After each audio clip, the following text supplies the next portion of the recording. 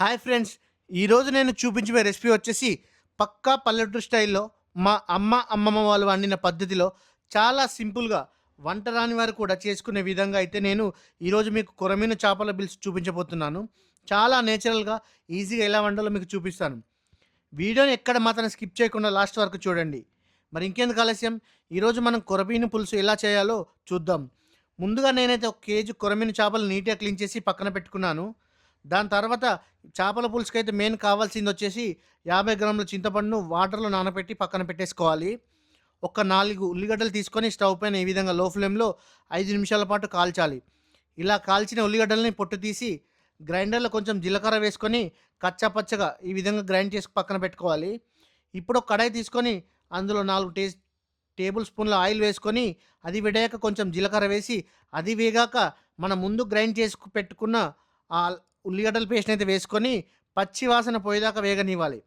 అది వేగాక ఒక 2 స్పూన్ల అల్లం పేస్ట్ వేసుకొని అది కూడా వేగాక ఒక స్పూన్ పసుపు వేసి బాగా కలపాలి.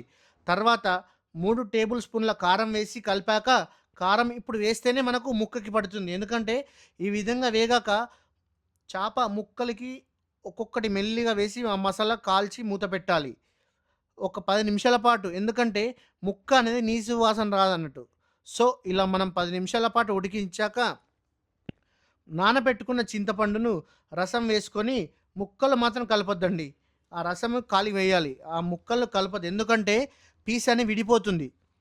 సో, తర్వాత మనం ఇలా చింతపండు రసం వేశాక రుచికి సరిపడా ఉప్పు మరియు 2 టీ స్పూన్ల ధనియా పౌడరు, 1 టీ స్పూను మెంతి పౌడర్ వేసి మూత పెట్టి మంచిగా ఒక 20 నిమిషాల పాటు మరగనివ్వాలి.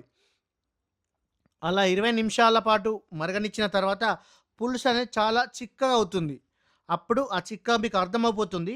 అప్పుడు మీరు వెంటనే స్టవ్ ఆఫ్ చేసే ముందు కొంచెం కొత్తిమీర చల్లుకొని దింపేసుకుంటే చాలు. మనకెంతో రుచిగా కొరమీను పులుసు రెడీ అవుతుందండి. నిజంగా చెప్తున్నాను. ఈ స్టైల్‌లో మీరు ఒక్కసారి వండి చూడండి. ఎక్కువ మసాలా ఏం లేదు. ట్రై చేసి చూడండి. చాలా బాగా వస్తుంది. మీరు కూడా వండి నాకు ఎలా వచ్చిందో కామెంట్ చేయండి. ఇదండి మన కొరమీను పులుసు.